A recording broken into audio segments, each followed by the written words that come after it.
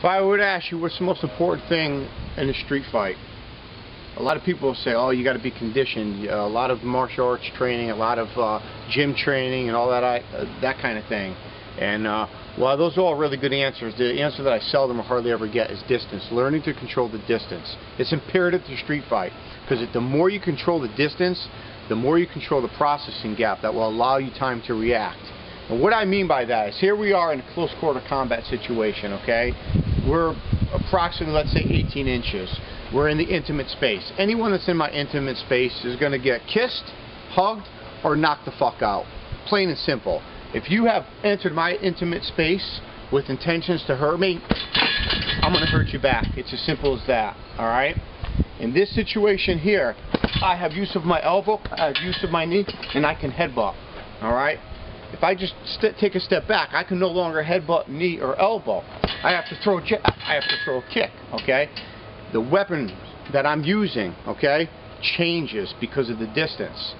Another thing with a lot of people is they get real close, and I see this on a lot of YouTube videos. Well, their hands are down here, or sometimes they're up here, but their hands are down here, and they're talking to each other, getting each other's face. That is the stupidest thing to do, because you're already stabbed. That's how quick that knife will come out. You're looking in someone's face, that face, the more they talk and the more animated they are, that becomes a distractor to you. And they know that. There's guys that train for that. They purposely will bait you in. Oh yeah, you know, this and that. So now you're listening to them. They're moving their mouths, or they're bobbing their head. You're watching them. You're never seeing their hands, and by then it's too late. The knife is already out. Alright? Never let anyone get that close to you. I don't care how tough you think you are, or how tough they think they are, that you can just sit there and talk. If I'm going to fight, I'm not going to talk. I'm fighting. That's it. If I get to the point where a fight needs to happen, I got to defend myself or do something, I'm beyond talking. I don't want to talk. The talk is over. Now the fight's going to happen. If we're in this situation, he's already in my intimate space. He's getting out. I mean, that can be me being nice. Just, hey, get back. Get out of my personal space. Just shoving him back. Once I do that, I control my distance, okay? But if he enters that mode right there, bam, bam, bam, I'm going to smack him with an elbow. I'm going to smack him with my head or a knee, okay? I don't want someone in my intimate space. That's reserved for people that I love and for people that I care for. Someone on the street, I don't care for them. I don't love them. They don't deserve to be in my intimate space, nor will I allow them to be in my intimate space, okay? But I want you to be mindful of that at all times. You need to control the distance for your processing gap, okay? There's no way, if we're here and someone's down here with their hands, that you're going to be able to react before they pull the knife out, okay? I can just say a couple words. Hey, listen, man, I don't want to fight you. Bam. I just want to stab you to death. Come on, really? No. Now, same exact thing. I'm going to take a couple steps back here. Hey, man, I want to fight. Look it. That person has enough time to react. Oh, they just pulled the knife on me. All right?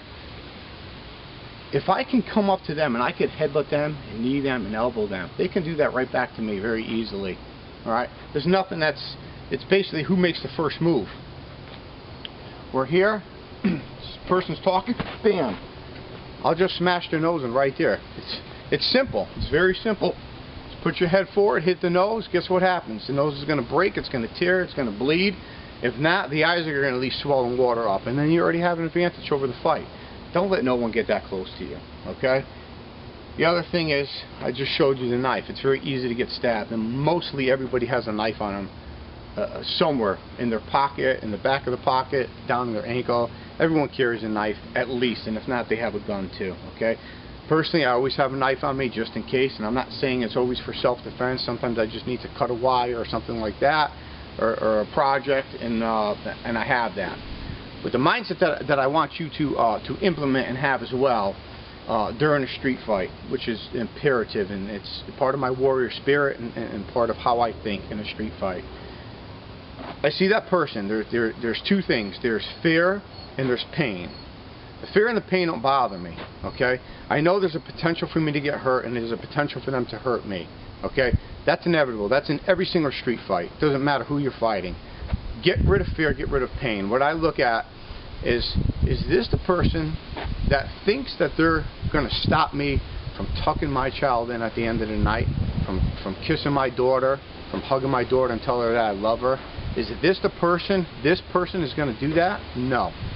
There is no person on this earth that is going to stop me from tucking my daughter in at night, and that is my mindset. I am not going to go down without a fight, all right? And I'm going to fight to my last breath until I have no more blood and no more breath in me. And by then I'm dead. So I will fight to my death, and that is my warrior mindset. That's my warrior mentality. That's my warrior spirit. All right? You have to adopt it. And I'm not saying I'm the biggest, toughest, strongest guy in the world, because I'm not. There's a lot of fierce people out there. There's a lot of mean people out there.